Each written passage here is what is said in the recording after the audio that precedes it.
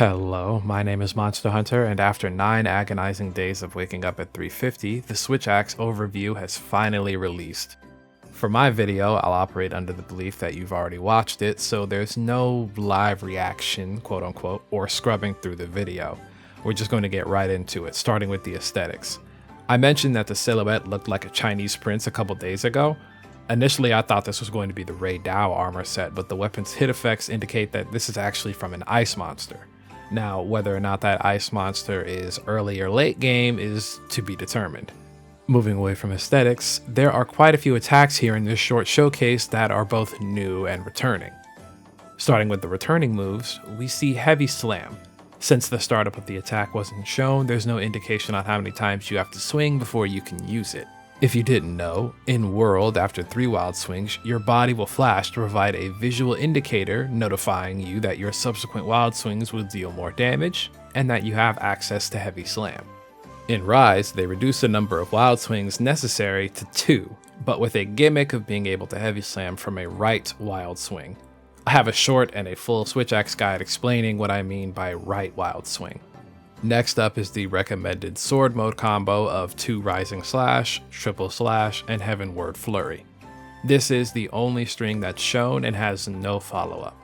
In Rise, one of the strongest morph attacks is Morph Double Slash, which can be used after Double Slash, Triple Slash, and Heavenward Flurry. Either they just didn't show it, or it isn't in the game. Fingers crossed though. I don't know whether to consider this a returning move or a new move, but near the end of the video you can see what looks to be Invincible Gambit, which is a Silkbind attack in Rise. Once again, the startup of the attack isn't shown, so we don't know if this is a focus mode attack or one that requires the slinger like what was shown in the hammer overview.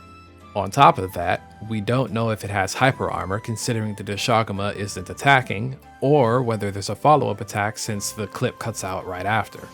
That's just speculation, as what we're shown is what we know so far, and everything else is just Hulk jumping to Conclusion Island. If it doesn't have hyper armor, hopefully its motion values are higher, as in Rise, they were 40, 32, and 60 for each hit, with untrustworthy hitboxes. With the way that hit stun looks though, I think it'll be fine. Moving on to new attacks, the recommended axe combo seems to have a new rising variation. The combo is usually overhead slash, side slash, and rising slash, but whatever this is, looks like it's tacked on the first hit of Morph Double Slash before this angled rising slash happens. I don't know if this is a valid attack option overall since it doesn't look too crunchy.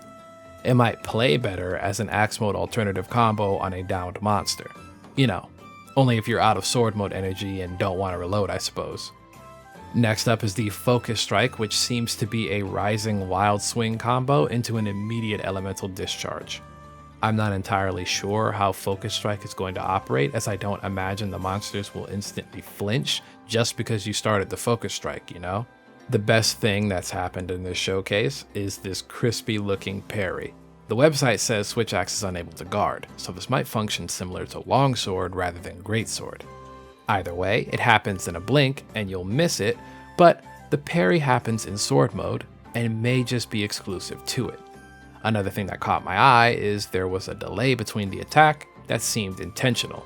Perhaps there are different routes, such as a sword mode follow-up or a morph follow-up. Lastly, whatever this elemental discharge flurry is. Each strike is accompanied by an explosion. A couple things to note. This was once again shown without the startup, so we don't know what combos into it or how many hits it can actually do.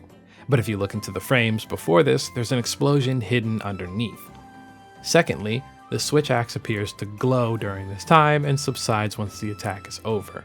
It could either be the sword returning to axe mode, or it's just the visual effect for that attack. We don't know for certain, as we can assume the game's graphics are carrying over from World, but we haven't seen a Heavy Slam or Amp State visual effect yet. With that said, that's all there was to this overview, so I'm left with some questions about the weapon's mechanics that I'd like to go over. Unlike sword and bowgun, we didn't get to see the switch gauge or how the weapon interacts with it. We know from World and Rise that morphing from sword to axe mode replenishes the gauge and that sword mode attacks can build up amp state.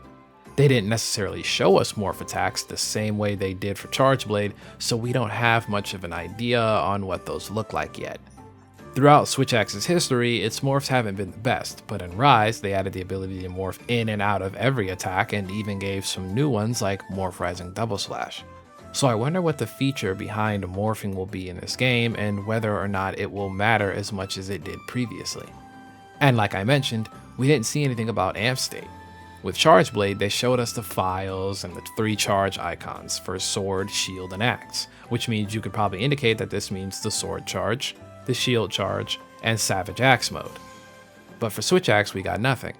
Is Amp State no longer a thing in this game? And if so, does that mean zero-sum discharge is gone too? I suppose it would bring a bit of balance considering the Mahnster wound mechanic. I can already imagine wounding a monster just because you use ZSD and never using focus strikes simply because spamming ZSD on that wounded part would just be far greater damage in the long run.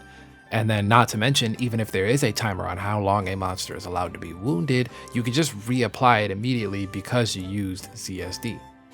It's a shame too, because I was hoping that with how Hammer used the grappling hook to use Keeping Sway, a Sunbreak Silkbind skill, that Switch Axe could also use the grapple hook to replicate Soaring Wyvern Blade. Perhaps this game is focusing more on grounded sword moves, and if so, what are the ways that we'll be maintaining the gauge? Each game has had their own methods like manually reloading, slotting in focus, or morph attacks to name a few. Will we see the aforementioned methods only, or are we getting a new mechanic? It would be neat, but also a bit busted if the parry attack we see was able to regen switch gauge like how it works in Frontier. I'd say it would be neat because you could play around spamming it, but also busted because of the wider implications like how strong is the parry? What are the follow-up options? Can you chain parry? How much gauge does it regen, and does focus help with that? Are monsters prone to chain attacks like they are in Rise?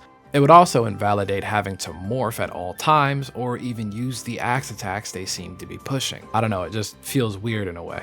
This also brings into question skill synergy. Switch Axe sets primarily consist of mixing a strong majority of offensive skills like attack boost and weakness exploit with a negligible amount of utility skills like evade extender or power prolonger. Rapid Morph and File Switch Boost were the leading utility skills in Rise, as it played into its morph combos by offering bonus damage, speed, and meter generation. It didn't require things like Focus or Power Prolonger because of things like 2-stage Morph Slash and Elemental Burst Counter, always allowing for some uptime in both Sword and Amp State. I've always mentioned in my videos that I would like to see more skill interactions with Switch Axe based off of this. Things like reload speed increasing the reload animation. Imagine for this game, the counter is considered a guard. That would mean you could slot in offensive guard and really benefit from this playstyle in different ways. How someone builds their set is supposed to mirror how they wish to play. I don't know, maybe I'm thinking a little bit too much into it. Either way, from what we've seen so far, I'm pleased, despite having so many more questions. I'd like to see the new attacks they're bringing in, but I'd also like for an explanation of the mechanics as well. I'm going to be covering the Gamescom demo if there's any Switch Axe gameplay, or if anybody in the community decides to play the Switch Axe, like somebody like TDS Koga, so we'll see what happens. What did you think about the Switch Axe overview, and what kind of things would you like to see? My name is Monster Hunter, and hopefully I'll be back to my regularly scheduled videos soon. Until next time.